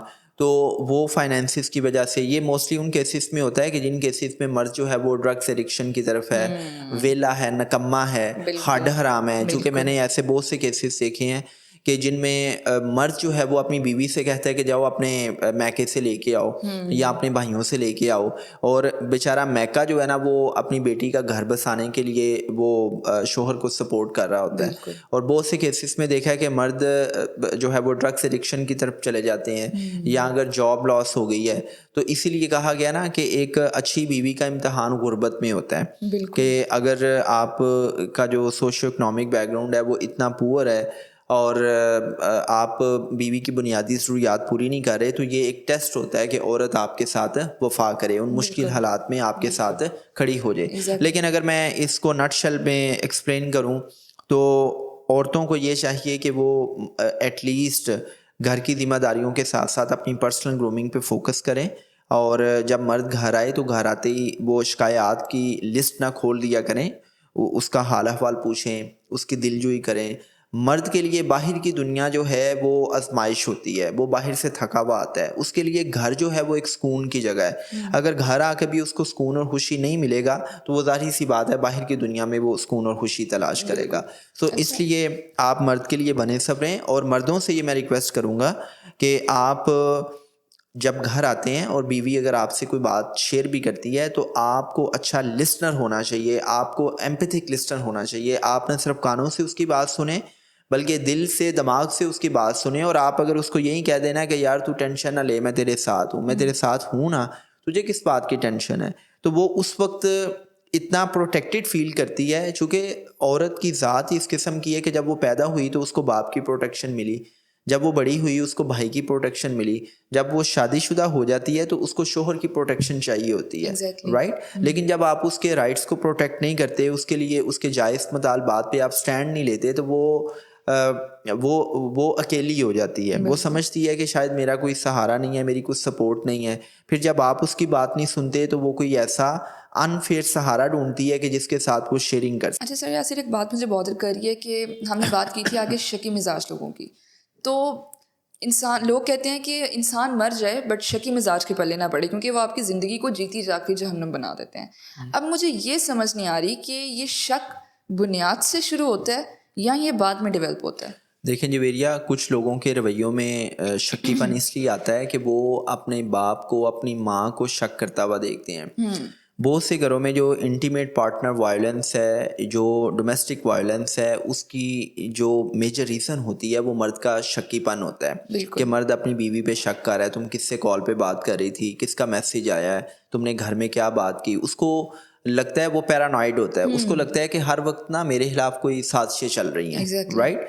अच्छा, जब इस किस्म का रवैया बच्चे देखते हैं ना, तो ये बच्चे जब बड़े होते हैं, शादीशुदा होते हैं, तो ये उन्हीं रवैयों को रिपीट करना शुरू कर देते हैं। क्योंकि मैं हमेशा एक बात किया करता हूँ कि जो आपकी ग्रूमिंग है, ग्रूमिंग में बहुत बड़ा रोल होता है आपके पेरेंट्स का, कि पेरेंट्स का कैरेक्टर कैसा है, उनके बिहेवियर्स कैसे हैं। दूसरी चीज़ ये होती है कि कई दफ़ा हम खुद भी शक का मौका देते हैं अपने पार्टनर को। फॉर एग्जांपल मैं मोबाइल फ़ोन यूज़ करता हूँ, बेगम मोबाइल फ़ोन यूज़ करती है। जब आप बहुत ज़्यादा पासवर्ड्स लगाते हैं ना, और बीवी कहती है ज़रा मोबाइल तो दिखाइएगा, अब भले से उसने वैसे ही कोई चीज़ देखने के लिए मोबाइल मांगा हो। फॉर एग्जांपल मेरी बीवी अक्सर मुझसे मोबाइल मांगती है, वो कहती है यार ये ज़रा मोबाइल दे, मैंने कॉल करनी है, मेरा क्रेडिट हाथ में है। या वो कहती है कि अच्छा मैंने ज़रा आपका वो टिकटॉक देखना है, कितने फॉलोअर्स हुए हैं, या कौन सी वीडियो वायरल जा रही है। बिल्कुल। तो अब अगर मैं गलत हूँ ना, जिसे कहते हैं चोर की दाढ़ी में तिनका, तो मैं कहूँगा कि नहीं यार इसको मैं मोबाइल ना दूँ, कहीं ये मेरे मैसेजेस ना पढ़ ले, कहीं ये मेरी चैट्स ना पढ़ ले। ओ भाई जब आप फेयर हैं तो आप मोबाइल पकड़ाएं। जब आप कहते हैं कि नहीं मैंने मोबाइल नहीं देना, तो फिर औरतें जो है ना इस बारे बहुत ज़्यादा कॉन्शियस हो जाती हैं कि यार ऐसी क्या वजह है दाल में कि कुछ काला है। और फिर ऊपर से आपका रवैया भी इतना बदमिजाज होता है कि बाहर की दुनिया में तो आप कह के लगा के की कर रहे हैं, वहाँ पे आप स्माइल दे रहे हैं, Exactly. वहाँ पे आपकी हंसी नहीं रुक रही होती, लेकिन जैसे ही आप घर में आते हैं तो आप वो सूजा हुआ मुंह बना लेते हैं, आपका थोबड़ा सूज जाता है। Exactly. राइट। इसी तरह बहुत से मर्द जो है ना वो अपनी बीवी से कहते हैं कि यार ये ज़रा मोबाइल देना, और बीवी अगर अवॉइड कर रही है मोबाइल देने से और वो ये कह रही है कि जी ये मेरी पर्सनल स्पेस पे अटैक है, और भाई खुदा का नाम है, मियाँ बीवी में कोई पर्सनल स्पेस नहीं होती। कुरान में अल्लाह ने ये कहा है कि तुम दोनों एक दूसरे का लिबास हो। Exactly. राइट। लिबास का क्या मतलब है? लिबास का ये मतलब ये है कि जहाँ पे आप एक दूसरे की अच्छाइयों बुराइयों को कवर करते हैं, वहां पे आपके दरमियान को पर्दा भी नहीं है। लिबास में और जिस्म में कोई पर्दा नहीं होता। तो ये पर्सनल स्पेस कहाँ से आ गई कि आप पर्सनल स्पेस के नाम पे शोहर से ये कहें कि भाई नहीं मैं आपको मोबाइल नहीं दूंगी, मैं क्यों आपको मोबाइल दूं। और फिर कई औरतें क्या करती हैं, अच्छा आप मुझ पे शक कर रहे हैं, ओ भाई वो शक नहीं कर रहा, वो जस्ट आपसे मोबाइल मांग रहा है। ये आपके दिल में कोई चोर है कि जो आप मोबाइल नहीं दे रही, तो आप मोबाइल दें। जब आप के रवैये इस किस्म के होते हैं तो फिर शक पैदा होना शुरू हो जाता है। राइट। तो मेरे ख्याल से मियाँ बीवी में इतनी कंपैटिबिलिटी ज़रूर होनी चाहिए, या आपको इतना फेयर ज़रूर होना चाहिए कि आप बिल्कुल बेधड़क होकर मोबाइल दें। ऐसा ही है। अच्छा देखिए, कुछ रिलेशंस होते हैं जो कि ठीक जा रहे होते हैं, स्मूथ होते हैं, अंडरस्टैंडिंग होती है उनमें, बट समहाउ एक पॉइंट पे उन पर डिसएग्रीमेंट्स आने स्टार्ट हो जाते हैं। तो उन डिसएग्रीमेंट्स को हम किस तरह से मैनेज करें? अच्छा जवेरिया, मुझे एक बात बताएं, बड़ा सादा सा सवाल है। कोई भी दुनिया का ताल्लुक ले लें, क्या हर ताल्लुक में सिर्फ एग्रीमेंट्स होते हैं? नहीं। क्या हर ताल्लुक इतना कॉर्डियल होता है कि कभी भी लड़ाई नहीं होती, कभी नहीं झगड़ा होता? हर ताल्लुक कॉम्प्रोमाइज़ और रिस्पेक्ट की बेस पे चलता है। अगर ये दो चीज़ें नहीं होंगी तो ताल्लुक नहीं चलेगा। देखें जवेरिया, जो आपका क्वेश्चन है ना, मैं उसी डोमेन में रहते हुए इसको एड्रेस करूंगा। दोस्त का दोस्त के साथ, बेटे का माँ के साथ, बाप का बेटे के साथ, भाई का भाई के साथ, भाई का बहन के साथ, किसी भी ताल्लुक में जो है ना वो डिसएग्रीमेंट्स का होना ये उस ताल्लुक का हुस्न होता है। हुस्न होता है, एग्जैक्टली। ठीक है। अगर आप हर चीज़ पे एग्रीमेंट कर रहे हैं तो आप मुनाफकत कर रहे हैं। एग्जैक्टली। मैं हमेशा एक बात किया करता हूँ जवेरिया, कि आपके माँ बाप कौन है, आपके बहन भाई कौन है, ये आपकी चॉइस नहीं है। कोई चॉइस से तो नहीं ना पैदा हुआ कि जी मैंने फलां बंदे को अपना बाप बनाना है या फलां को अपना भाई बनाना है। Exactly. ये आपकी चॉइस नहीं है। एक बायोलॉजिकली प्रोसेस की मदद से अल्लाह ने आपको किसी घर पैदा कर दिया, वो आपके माँ बाप बने, और आपके जो सिबलिंग्स हैं वो भी अल्लाह की तौफीक से हो गए। ऐसे ही है। जो मियाँ बीवी का ताल्लुक है ये आपकी अपनी चॉइस होती है। राइट। तो इस ताल्लुक में भी डिसएग्रीमेंट्स का होना बिल्कुल फितरी सी बात है। असल चीज़ ये है कि आप उन डिसएग्रीमेंट्स को हैंडल कैसे करते हैं। बिल्कुल। Handling is very important. अब जो कॉमन प्रैक्टिसेस हैं वो ये हैं कि अगर कोई भी छोटा सा डिसएग्रीमेंट हुआ है तो बीवी क्या करेगी, वो फ़ौरन माँ को कॉल कर देगी कि जी ये हुआ वो हुआ। अच्छा माँ जो है ना वो पूरा अपना शिकायत का अंबार लेके तो चढ़ाई कर देगी दामाद पे कि तुम मेरी बेटी को ये कह रही हो वो कह रही हो, हमने तो फूलों की तरह पाला हुआ था, हमने तो ये रखा हुआ था, ऐसे रखा हुआ था, और तुम मेरी बेटी को जो है ना वो बिल्कुल जुल्म कर रहे हो। Exactly. अच्छा ये एक मर्द की तौहीन होती है। मर्द इसको अपनी ईगो का मसला बना लेता है कि जब वो ये समझता है कि यार मेरी बीवी ने मुझसे बात करने के बजाय मेरी इज्जत को सरेआम नीलाम किया है अपने इन लॉज के अंदर। Exactly. मैं उन बीवियों को रेड सल्यूट करूंगा कि जो अपने घर के मैटर्स को घर में रखती हैं, और मैं उन बीवियों के सामने हाथ जोड़ के कहूँगा कि खुदा के लिए आप अपनी अक्ल से काम लें। आपने रोज उसी शोहर के साथ रहना है। एग्जैक्टली। आप उसके साथ अपनी लाइफ शेयर कर रही हैं, लेकिन आप छोटी छोटी बात जब अपनी माँ से, अपने भाई से, अपने बाप से डिस्कस कर रही हो तो आप अपने शोहर की इज्जत को नहीं कम कर रही, आप अपनी भी इज्जत को कम कर रही ऐसा हो। ही है। देखें, रह आप शोहर के घर में रही हैं, लेकिन आप क्या कर रही हैं कि आप छोटी छोटी सी बात, देखें कोई बहुत बड़े लेवल का इशू हो और उसमें भी फिर कुछ प्री रेक्विजिट्स हैं। एग्जैक्टली। प्री रेक्विजिट्स क्या हैं कि एक बहुत बड़े लेवल का इशू है जिस पे आपका कॉम्प्रोमाइज़ नहीं है, कॉन्फ्लिक्ट रेजोल्यूशन नहीं हो रही, तो उसमें भी आप क्या करें कि आप 3 दिन का टाइम लें। आप देखें कि आपके जो जज्बात हैं वो धीमे हो जाएं, आप रिलैक्स मोड में चले जाएं, आप दोबारा रिफ्लेक्शन करें कि हाँ यार मैं गलत हूँ या शोहर गलत है। फिर आप 40 दिन तक किसी के साथ भी शेयरिंग ना करें। आप 40 दिन तक वेट करें कि दोनों जो है वो क्या करें कि किसी न किसी कॉम्प्रोमाइज़ पे पहुंच जाएं। Exactly. अगर 40 दिन भी गुजर जाएं और फिर भी आप किसी कॉम्प्रोमाइज़ पे नहीं आ रहे, तो फिर ज़रूरी नहीं है कि आपने अपनी माँ या अपने बाप से डिस्कस करना है, क्योंकि बहुत से केसेस में हमने देखा है कि माँ बाप ही अपनी बेटियों का, बेटों का घर उजाड़ देते हैं। आपकी फैमिली में कोई ऐसा कैरेक्टर भी होता है कि जिसका काम होता है लगाई बुझाई करना, जिसका काम होता है चीज़ों को एग्जैजुरेट करना, बढ़ा चढ़ा के बताना। आपकी बात इतनी होती है, वो बात को च्युइंगम की तरह इतना फैला देते हैं कि मसला सॉर्ट आउट होने के बजाय मजीद बिगड़ जाता ऐसा ही है। है। गेटिंग? तो ज़रूरी नहीं है कि आपने अपनी अम्मा से, अब्बा से डिस्कस करना है। आप देखें कि आपकी लाइफ में कोई ऐसा इंसान होना चाहिए कि जिस पे आपको ट्रस्ट हो कि यार अगर मैं इस बंदे से मैं डिस्कस करूंगा तो ये मुझे अच्छा मशवरा देगा, ये बंदा जो है वो इन्फ्लुएंस हुए बगैर मुझे अच्छा मशवरा दे सकता ऐसा ही है। है। तो आप क्या करें, फिर उसको आप इन्वॉल्व करें। ऐसा ही है। गेटिंग? और उससे पहले आपने कई कोशिशें की हैं। देखें, आपको पता है कि बहुत से केसेस में जो है ना वो मर्द या औरत ये शिकवा कर रही होती है कि देखें छोटी सी बात ही इसने अपनी माँ को बता दी, इसने अपने बाप को बता दी और इसने मुझसे डिस्कस ही नहीं किया। देखें ये कितना बड़ा शिकवा है और ये जायज़ शिकवा है कि भाई जिस मर्द के साथ, जिस औरत के साथ आप ज़िंदगी जी रहे हैं, जिसके साथ आप अपनी जो है वो इंटीमेसी शेयर कर रहे हैं, आप उसको ऑन बोर्ड किए बगैर आप एक तीसरे इंसान को इन्वॉल्व कर रहे हैं। तो आप एक दूसरे को बेहतर समझते हैं, आप एक दूसरे के हम राज हैं, तो आपको पहले खुद को एक दूसरे को ऑन बोर्ड करना चाहिए। कम्युनिकेशन गैप जो है ना ये बहुत बड़ा चैलेंज है। मैं कहता हूँ कि जिस दिन कम्युनिकेशन मर जाती है ना उस दिन ताल्लुक ख़राब होने का आगाज़ होता है। अगर आपने ये अंदाज़ा लगाना है ना कि मियाँ बीवी का ताल्लुक की खराबी कब स्टार्ट होती है, तो मैं कुछ साइंस बता देता हूँ। पहला साइन ये है कि आप शेयरिंग बंद कर देते हैं। वो जो एक डे टू डे शेयरिंग होती है ना कि आज मुन्ने ने ये किया, आज उसने ये किया, आज ये शरारत कर रहा था, वो ख़त्म हो गई। आज मैंने ये पकाया, आज ये हुआ, वो छोटी छोटी जो बातें होती हैं ना डेली रूटीन की, वो औरत ने करनी होती हैं और उसने औरत ने मर्द से ही करनी है, उसने किसी तीसरे से तो नहीं करनी है। और भाई वो आपकी लाइफ की कुल कायनात है, वो उसने आपसे ही करनी है, तो वो शेयरिंग बंद होगी। दूसरा ये है कि अब आप छोटी छोटी बात पे माइंड करना शुरू हो जाते हैं। आपको मतलब जो छोटी सी बात है ना वो चुभती है, आप उस पे चीज़ों को बहुत ज़्यादा एस्केलेट करते हैं, आप एस्केलेशन की तरफ चले जाते हैं। बात इतनी सी होती है, आप उस बात का बतंगड़ बना देते हैं, लड़ाई झगड़ा, शाउटिंग, मार कुटाई। अच्छा, तीसरी चीज़ ये होती है कि अब आप के लिए ना अपनी बीवी या अपने शोहर की गिबत करना बड़ा आसान होता है। कभी आप अपनी बहनों को कॉल कर रही हैं, कभी शोहर जो है वो अपनी माँ के पास जाता है। मुझे जहर लगते हैं वो मर्द, मैं बड़ा सख्त वर्ड यूज़ कर रहा हूँ कि जो बीवी की बातें जाके माँ को बताते हैं, माँ की बातें सुन के बीवी के पास आते हैं। और भाई खुदा का नाम ले लें कि आपने कब से ये बीबीसी बनना शुरू कर दिया है या डेटा ट्रांसफ़र, ये मर्दों के काम नहीं होते। ठीक है, मर्द को ग्रेसफुल होना चाहिए, मर्द को इतना मजबूत ज़रूर होना चाहिए कि उसका जो लोकस ऑफ कंट्रोल है वो उसके अपने हाथ में हो। आप 2 बातें सुन के आप शाउट कर रहे हैं, आप 2 बातें सुन के आप ताल्लुक को एक्सप्लॉइट कर रहे हैं, तो आप क्या करें, आप क्या करते हैं, आप गीबत करते हैं। हामन जो है वो माँ से गीबत कर रहा है और बीवी जो है वो अपनी माँ से या बहन से गीबत कर रही है। तो आपने चुगली नहीं शुरू करनी ना। और फिर जब आप चुगलियाँ स्टार्ट करते हैं, गीबत स्टार्ट करते हैं, तो ये ताल्लुक ख़राब होने का बहुत बड़ा इंडिकेटर है। फिर उसमें एक ये होता है कि आपने जो छोटी छोटी कुर्बानियाँ दी होती हैं ना एक दूसरे के लिए, आप उनको गिनवाना शुरू कर देते हैं।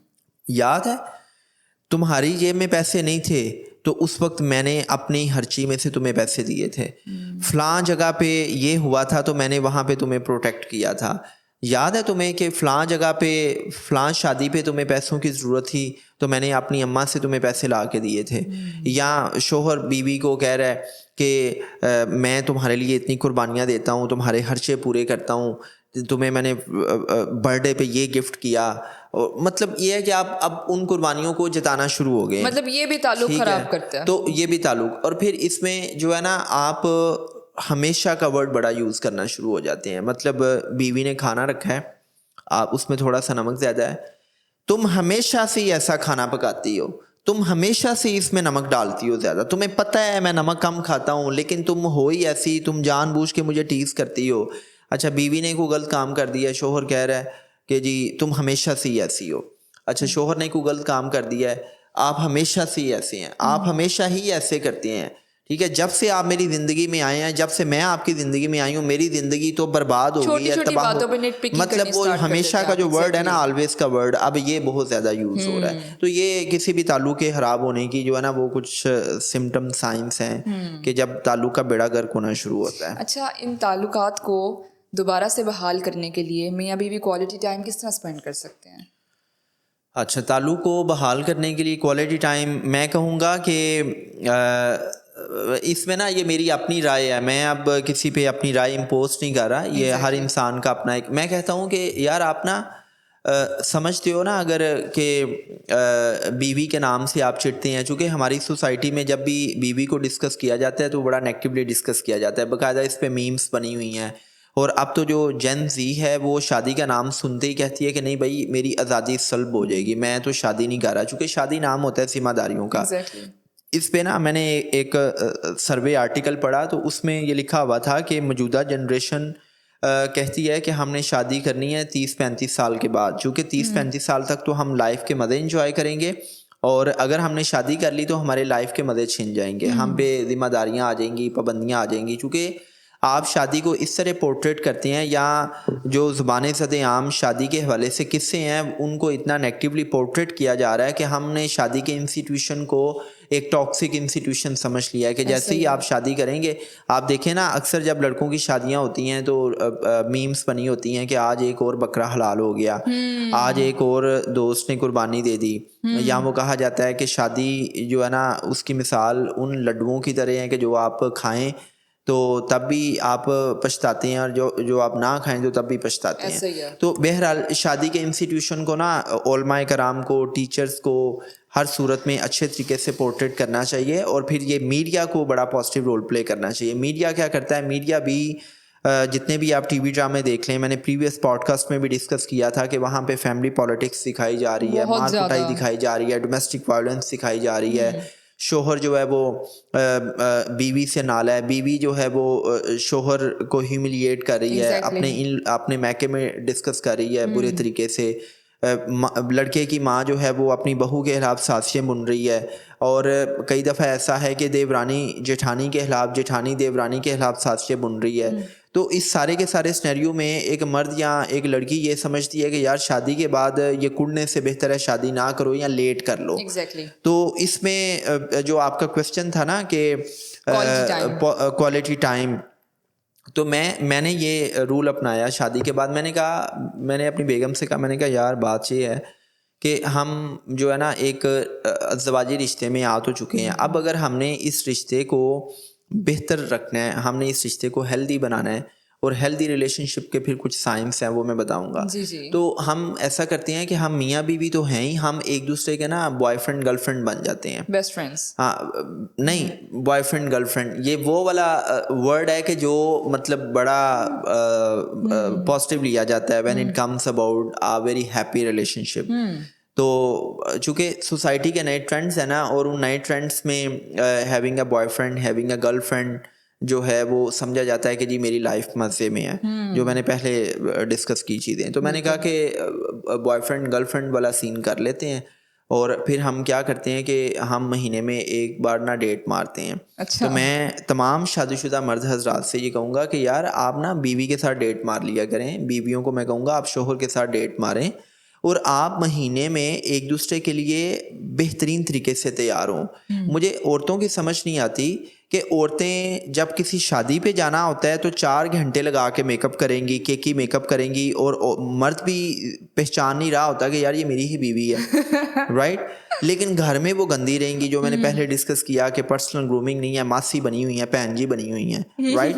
तो मैं कहता हूँ कि यार आप किसी वेडिंग रिसेप्शन पे जाती हैं तो वहाँ पे आप दूसरों लोगों को दिखाने के लिए तैयार हो जाती हैं।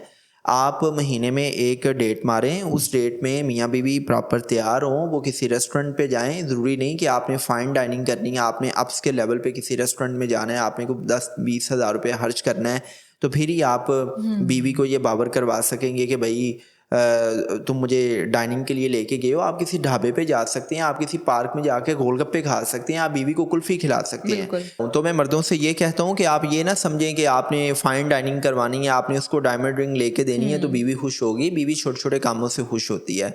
आप महीने में एक बार डेटिंग करें, आप उसके साथ क्वालिटी टाइम स्पेंड करें। जब आप क्वालिटी टाइम स्पेंड करते हैं, आप उससे कम्युनिकेट करते हैं, आप उससे पूछते हैं कि उसकी नीड्स क्या हैं, उसकी एक्सपेक्टेशंस क्या हैं। जब आप दोनों एक दूसरे के साथ कम्युनिकेशन करते हैं ना, तो उसमें फिर बहुत सी चीज़ें पता चलती हैं कि क्या काम आपको करने हैं और क्या काम आपको नहीं करने हैं। जब कम्युनिकेशन गैप होता है, औरत ये समझती है कि यार इसके पास सबके लिए टाइम है, मेरे लिए टाइम नहीं है। मर्द ये समझता है कि यार ये घर गृहस्थी में इतनी बिजी होती है, इसके लिए मेरे पास टाइम नहीं है।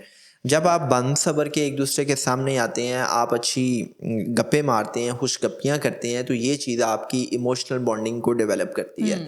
तो आप महीने में एक बार डेटिंग ज़रूर करें, क्वालिटी टाइम स्पेंड करें।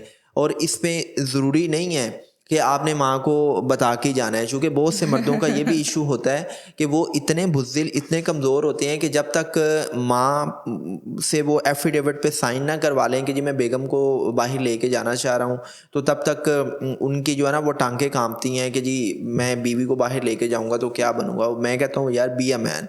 मतलब ये है कि आप जो है ना वो तय कर लें कि किस तरह जाना है, किस तरह रिलेशनशिप को लेके चलना है। बात वही है कि आपने एक बैलेंस से अपने रिलेशनशिप को निभाना है। ये नहीं है कि जी बस आप इतने डर और खौफ में हैं। इसी तरह बड़ों की भी कुछ मतलब वो राइट्स होते हैं या उनकी कुछ एक्सपेक्टेशंस होती हैं। बहू को भी ये चाहिए कि अगर उसने कहीं जाना है तो वो अपनी सास की दिलजोई कर ले और उससे इजाज़त ले ले।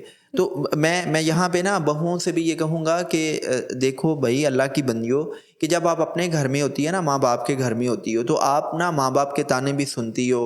आप माँ कई दफ़ा कई मदर्स अपनी बेटियों की भी मार कुटाई कर देती हैं, तो आप माँ की मार कुटाई भी बर्दाश्त कर लेती हो, माँ के ताने भी बर्दाश्त कर लेती हो, बाप के गुस्से को भी, भाई के गुस्से को बर्दाश्त कर लेती हो। लेकिन जैसे ही आप अपने इन लॉस में आती हो तो वहाँ पे आपका जो क्राइटेरिया है वो बदल जाता है। वहाँ पे सास ने अगर ये भी कह दिया है ना कि धीए हांडी च नमक ज़्यादा है या तू आज लेट उठी हैं, तो आपको वो बात भी चुभती है। हालांकि ये जो बात है ये सारी उम्र आप अपनी माँ से सुनती चली आ रही होती हैं। तो जब आप अपने इन लॉस में अगर कोई छोटी मोटी बात सुन भी लेती हैं तो आप उस चीज़ को भी डाइजेस्ट करने की आपके अंदर ज़र्फ़ होना चाहिए। ये नहीं है कि माँ की आप मार कुटाई या तल्ख़ बातों को तो बर्दाश्त कर रही हैं, लेकिन सास ने छोटी सी बात कह दी है तो अब आपने तूफ़ान खड़ा कर दिया है।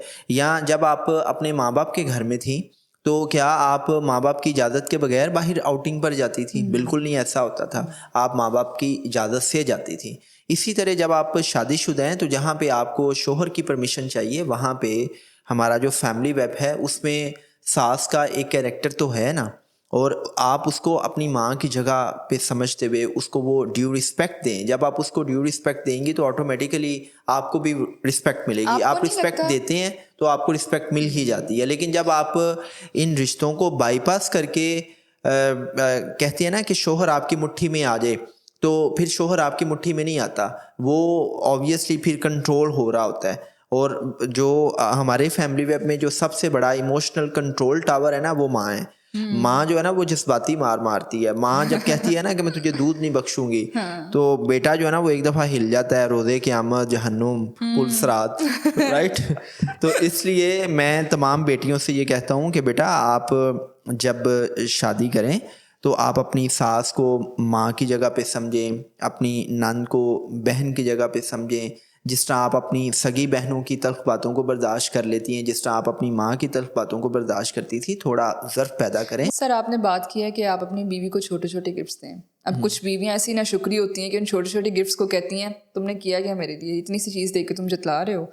मतलब बेटर रियलिटी है ना हमारी सोसाइटी की। फिर उसके बाद आप देखें कि आजकल के कपल्स में कंप्रोमाइज़ ख़त्म हो गया है। ओके, मैं आ गई है, मैं ऐसे क्यों करूँ। ओके देखें जवेरिया, जो आपने बात कही है ना कि छोटे छोटे गिफ्ट्स देता है और फिर जतलाता है, और बीवी कहती है कि तुम छोटे छोटे गिफ्ट्स दे के मुझ पे एहसान कर रहे हो, तो आपने अपनी बात का खुद ही जवाब दे दिया है कि आपने बीवी को छोटा गिफ्ट दिया या बड़ा दिया है। अगर आपने गिफ्ट दे के उसको जतलाना शुरू कर दिया है, या आप दोनों में से कोई भी एक दूसरे के लिए कोई कुर्बानी देता है और आप कुर्बानी दे के उसको जतलाते हैं, तो वो कुर्बानी नहीं रहती। तो मैं यही कहूँगा कि कोई भी अगर आपने एक दूसरे के लिए कुर्बानी दी है, आप तोहफे तोहफ़ का तबादला करते हैं, तो आप उसको जतलाएं नहीं। जब आप जतलाते हैं तो ताल्लुक़ ख़राब होता है। दूसरी चीज़ जो आप कॉम्प्रोमाइज़ की बात कर रही हैं, तो एज ए सेड एलियर के जो मियाँ बीवी हैं, ये दोनों डिफरेंट प्लैनेट्स के मखलूक़ात हैं। इनके मिजाज, इनके रवैये, इनके सोचने का अंदाज़ बिल्कुल डिफरेंट है। तो मैं कहता हूँ कि जवेरिया, दुनिया में कोई भी ऐसा इंसान नहीं है कि जो परफेक्ट हो, राइट। दुनिया में हर इंसान में अच्छाइयाँ हैं, बुराइयाँ हैं। दुनिया में हर इंसान डिफरेंट है, पर्सनैलिटी टाइप्स डिफरेंट है। कोई इंट्रोवर्ट है, कोई एक्सट्रोवर्ट है, कोई जजमेंटल है, कोई परसीवर है, कोई कमांडिंग है, कोई कॉन्टेक्स्ट में चीज़ों को देखता है, कोई कम्युनिकेटर है, कोई कुछ है, कोई कुछ है। हर इंसान इज़ डिफरेंट। एग्जैक्टली। सो मैं कहता हूँ कि सबसे पहले आप एक दूसरे के दरमियान जो डिफरेंसेस हैं उनको अंडरस्टैंड करें। जब आप डिफरेंसेस को अंडरस्टैंड करेंगे तो फिर आप एक्सेप्टेबिलिटी की तरफ जाएं। इसी तरह आप एक दूसरे में कॉमनैलिटीज़ फाइंड आउट करें कि यार मेरे हामन को, मेरी बीवी को क्या पसंद है, क्या नहीं पसंद, मुझे क्या पसंद है और उसको क्या पसंद है, मुझे क्या नहीं पसंद और उसको क्या नहीं पसंद। जब आप एक दूसरे की लाइक्स को, डिसलाइक्स को अंडरस्टैंड करते हैं, जब आप एक दूसरे के मिजाज को समझते हैं, जब आप समझते हैं कि यार मेरी जो बीवी है, जो मेरा हस्बैंड है, उसकी पर्सनैलिटी टाइप ये है, मैंने इसको इस अंदाज से मैनेज करना है, इस अंदाज से हैंडल करना है। मेरा जो हामंद है उसको इन चीज़ों पे गुस्सा आता है, इन चीज़ों से वो खुश होता है, उसको ये खाने पसंद है, उसको ये खाने नहीं पसंद, मेरी बीवी को ये चीज़ें पसंद हैं, ये चीज़ें नहीं पसंद, मेरी बीवी को ये लोग डिस्कस करना पसंद है, ये लोग डिस्कस करना नहीं पसंद। तो आई मीन जनरली जब आप एक दूसरे की लाइक्स डिसलाइक्स को अंडरस्टैंड करते हैं और आप टोटलिटी के साथ एक दूसरे को एक्सेप्ट करते हैं, उसकी अच्छाइयों के साथ, उसकी बुराइयों के साथ, तो फिर बहुत आसान होता है कि आप एक कॉम्प्रोमाइजिंग लाइफ जिएं। बिल्कुल। जब आप ये कहते हैं ना कि जो इसका अच्छा है वो मैं कबूल कर लूं और जो बुरा बुरा है वो मैं दूसरों से डिस्कस करूं, तो ताल्लुक ऐसे नहीं निभते। दुनिया में कोई भी इंसान परफेक्ट नहीं होता। देखें मेरे अंदर बहुत सी बुराइयां हैं, मेरे अंदर बहुत सी अच्छाइयां भी हैं, राइट। इसी तरह जो मेरी मिसेज है उसके अंदर बुराइयां भी हैं और अच्छाइयां भी हैं। अब मैं क्या करूं कि मैं अच्छाइयों के मामले में तो खामोश हो जाऊं और बुराइयों को मैं उछालता रहूं, मैं कहता रहूं कि तुम ऐसी भी हो, तुम वैसी भी हो, तो हम ताल्लुक़ नहीं निभा सकते।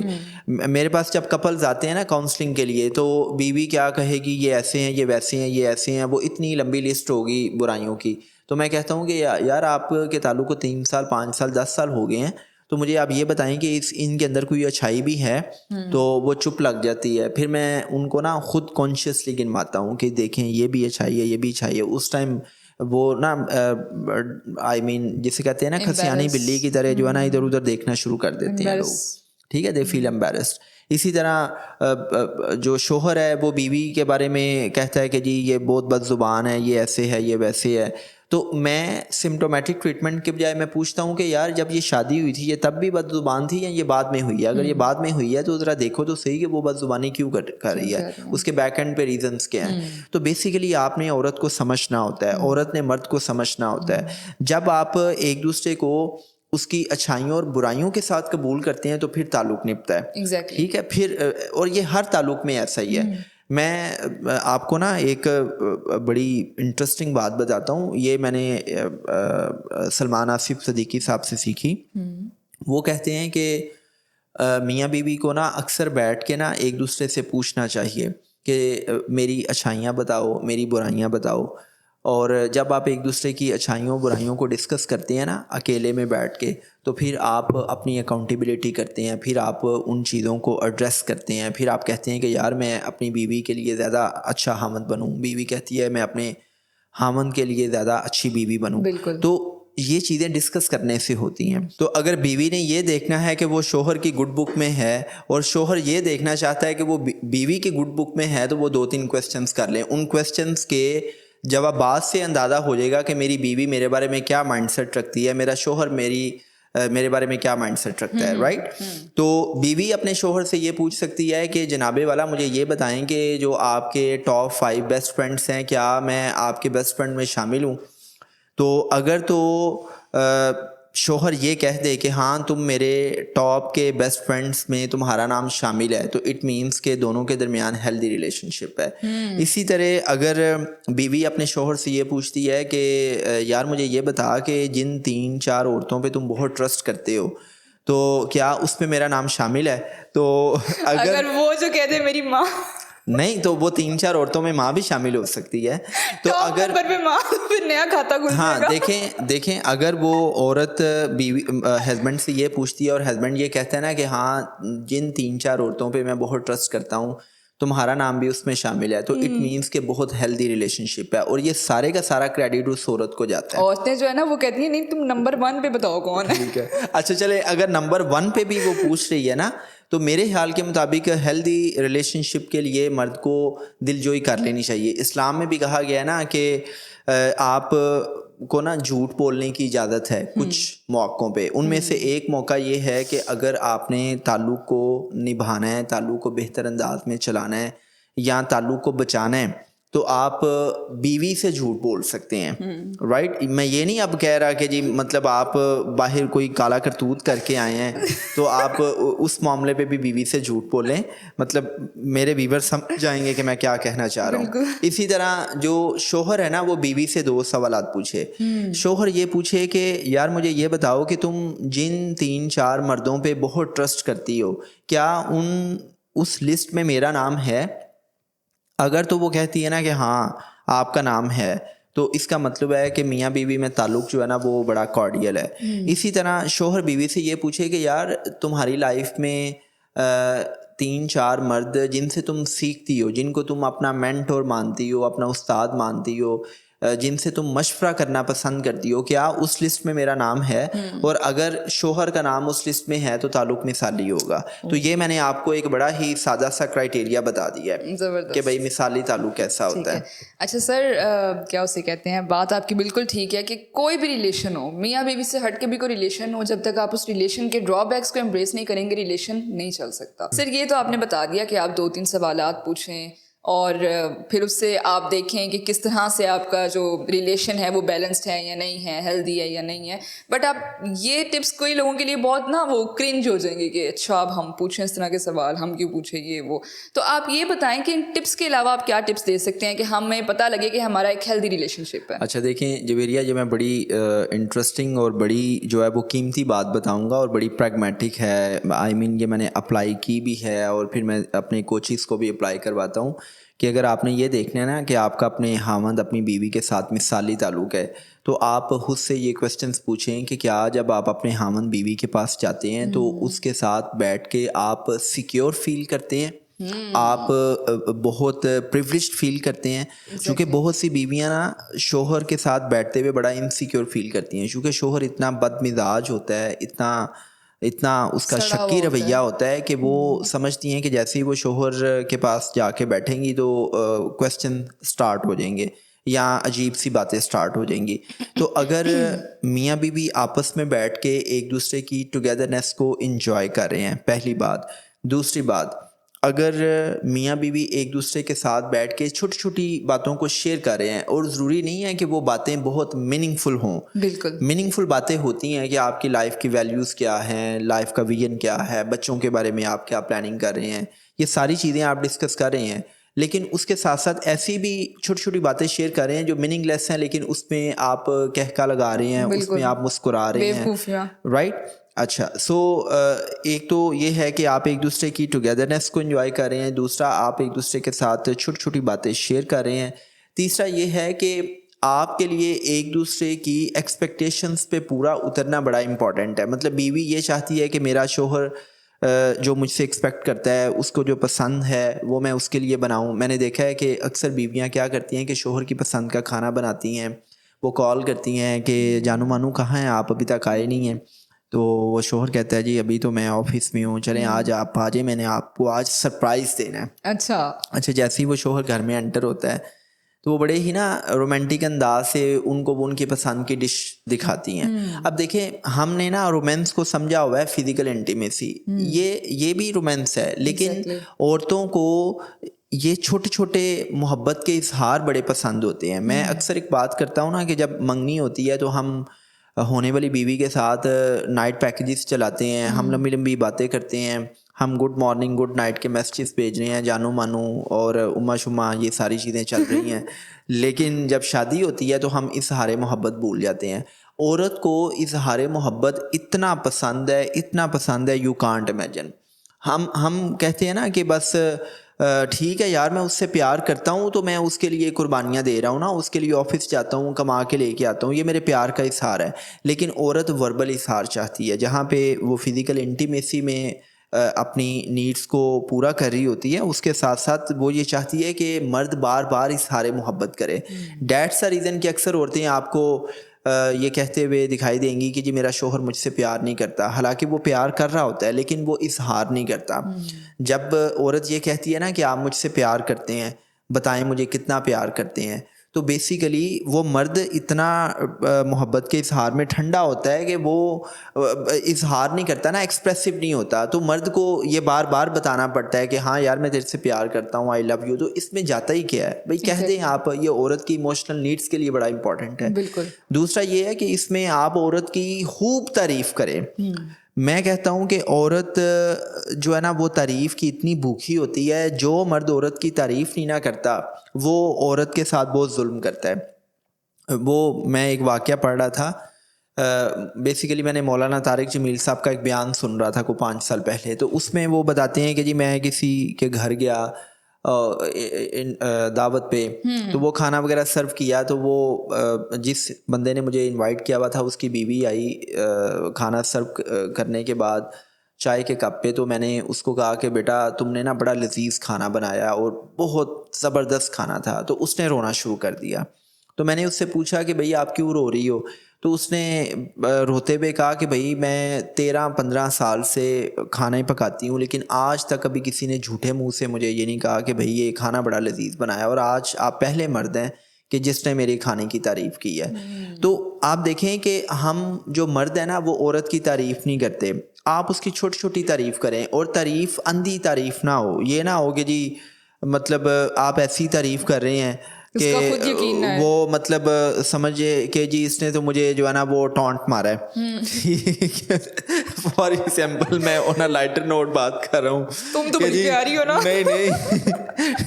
नहीं, तुम तो जैसे मलका लग रही हो ना, ठीक है, तुम तो जैसे बड़ी शहजादी लग रही हो, ठीक है। तो मतलब वो ये ना लगे, या आप उसकी ऐसी तारीफ कर दें ऑन अ लाइटर नोट के जी अगर उसका कम्प्लेक्शन बहुत डार्क है और आप उसने काला रंग पहन लिया तो आप कहेंगे ये तो तुम फर्क पता नहीं लगता। आप कह देंगे तुम तो संगाड़ा लग रही हो।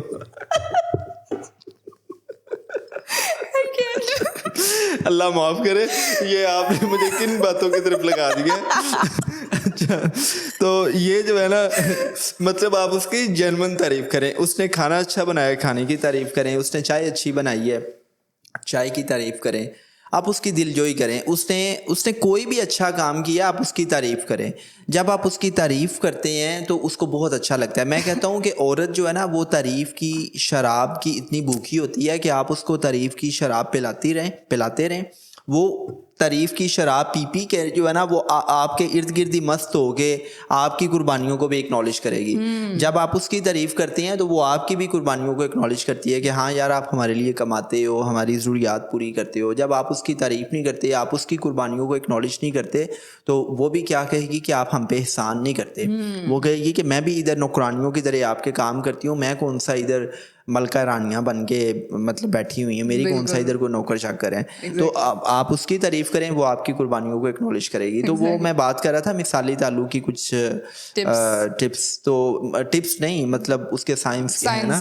तो वो साइंस यही था कि आप एक दूसरे की टुगेदरनेस को एंजॉय करते हैं, एक दूसरे के साथ शेयरिंग करते हैं, एक दूसरे की तारीफ़ करते हैं।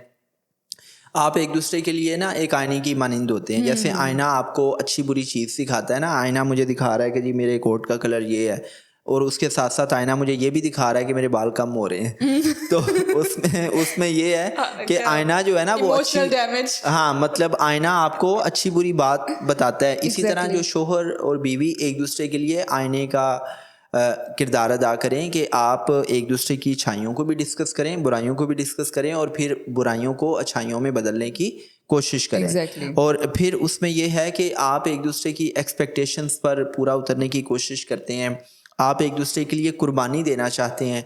और ये $1 ट्रिलियन की बात करने लगा हूँ कि अगर बीवी और शोहर में एक तरफ एक की नीड्स हैं और दूसरे की भी नीड्स हैं, तो एक पार्टनर दूसरे पार्टनर की नीड्स की खातिर अपनी नीड्स को सेक्रीफाइस करना चाह रहा है। मतलब एक तरफ आपकी ज़रूरत है, एक तरफ बीवी की ज़रूरत है। तो अगर शोहर और बीवी दोनों में से कोई एक ये कह दे कि नहीं यार कोई बात नहीं, तुम अपनी नीड पूरी करो, तो ये pinnacle level of healthy relationship है। फिर इसमें इससे भी अपर लेवल ये है कि अगर एक तरफ आपकी वांट्स हैं और दूसरी तरफ उसकी नीड्स हैं, तो आप अपनी नीड्स को कुर्बान करके आप उसकी वांट्स जो है ना वो पूरी करने के लिए बेताब हों। फॉर एग्जांपल शोहर को मोटरसाइकिल चाहिए कि जी चलें वो जल्दी ऑफिस चला जाए, और बीवी ये कहती है कि यार शादी आ रही है और शादी पे मैं चाह रही हूँ कि मैं नेकलेस पहन के जाऊँ या मैं महंगा सा जोड़ा पहन के जाऊँ। तो अब शोहर इतना प्यार करता है कि वो कहता है कि यार मैं मोटरसाइकिल नहीं लूँगा, मैं तुझे नेकलेस लेके देता हूँ। तो एक तरफ नीड थी, एक तरफ वांट थी। तो मतलब ये कुछ साइंस और सिम्टम्स हैं कि आप एक हेल्दी रिलेशनशिप को कैरी रखते हैं। बिल्कुल। आखिर पर ना मैं डायरेक्ट ही अपने व्यूवर्स को कुछ टिप्स दे देता हूँ। देखो यार, अगर आप शादीशुदा हैं और आप ये चाहते हैं कि हेल्दी अंदाज से आप अपनी बीवी के साथ, अपने शोहर के साथ अपने ताल्लुकात को कैरी करें, तो कुछ टिप्स मैं आपको देता हूँ। पहली टिप तो ये है कि आप एक दूसरे को अंडरस्टैंड करें, एक दूसरे के साथ कम्युनिकेट करें, एक दूसरे के मिजाज को समझें, लाइक्स डिसलाइक्स को अंडरस्टैंड करें। जो आपको एक दूसरे में पसंद है आप उसको हाईलाइट करें, उसको अप्रिशिएट करें, एक दूसरे की तारीफ़ करें। जो एक दूसरे के साथ आपको पसंद नहीं है उस नापसंदीदगी को पसंदीदगी में बदलने की कोशिश करें, या एक दूसरे के साथ उसी तरह मैनेज करें। दूसरी चीज़ ये है कि जो औरतें हैं उनको अपनी पर्सनल ग्रूमिंग पे फोकस करना चाहिए, और मर्दों को ये समझना चाहिए कि अगर वो शक्की मिजाज अपनाएंगे तो इससे उनका ताल्लुक डैमेज होगा। शादी के बाद एक्स्ट्रा मैरिटल अफेयर्स मत चलाएं, बीवी को टाइम दें ताकि बीवी जो है वो किसी नामहरम के साथ ताल्लुक इस्तेमाल ना करे, और बीवी जो है वो शोहर के लिए बने सब्रे ताकि शोहर जो है वो बाहर हैप्पीनेस की तलाश में या प्लेजर की तलाश में एक्स्ट्रा मैरिटल अफेयर्स ना चलाए। फिर इसी तरह मर्दों से मैं रिक्वेस्ट करूँगा कि बीवी के जो जायज़ राइट्स हैं उस पर आप स्टैंड लिया करें। माँ के साथ, बहन के साथ, बीवी के साथ अपने ताल्लुक़ को मैनेज कैसे करना है, ऑर्डर ऑफ रिलेशनशिप क्या होना चाहिए, ये आपको पता हो। तो ये छोटी छोटी टिप्स हैं। अल्लाह पाक आपको खुशियों भरी ज़िंदगी अता करे और आप बड़ी हेल्दी लाइफ गुजारें। आप सबके लिए दुआ गो, और मेरी तरफ से अल्लाह हाफिज़। Over to Javeria.